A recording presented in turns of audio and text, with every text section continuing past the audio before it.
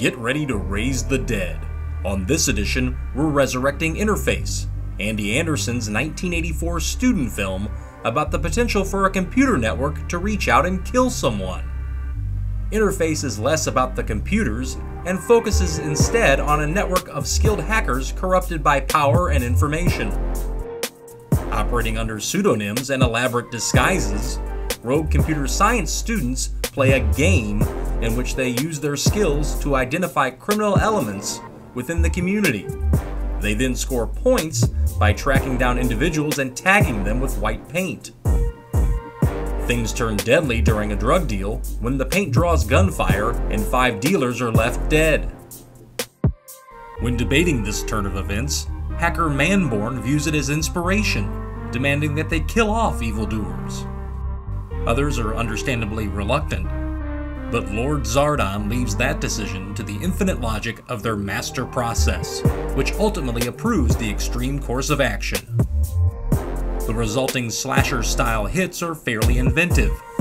A prostitute is blown up after performing an abbreviated striptease for her virtual John, and a bullying college jock gets a lethal jolt from a dial-up connection. When ne'er-do-well teacher's aide Bobby Witherspoon turns up dead, his long-suffering wife Amy and boss Dr. Hobson are set up as the prime suspects. Amy recently took out an insurance policy on Bobby, and Hobson is the supposed ringleader of a non-existent computer club. That's when the story detours from sci-fi horror to romantic screwball comedy, as Hobson and Amy attempt to elude both the hackers and police as they unravel the mystery.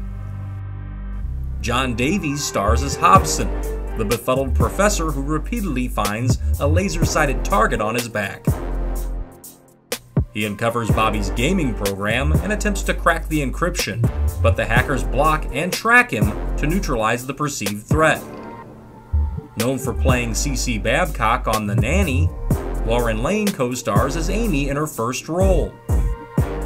Fearless and determined to clear her name, she uses the barrel of a gun to persuade Hobson into helping her, giving him an accidental flesh wound in the process.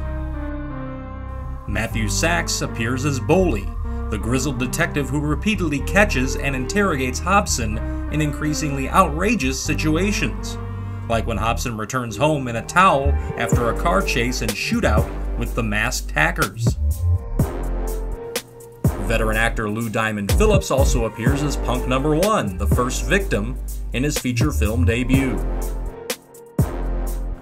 The remaining cast is made up of students from the University of Texas at Arlington, where the film was developed and shot.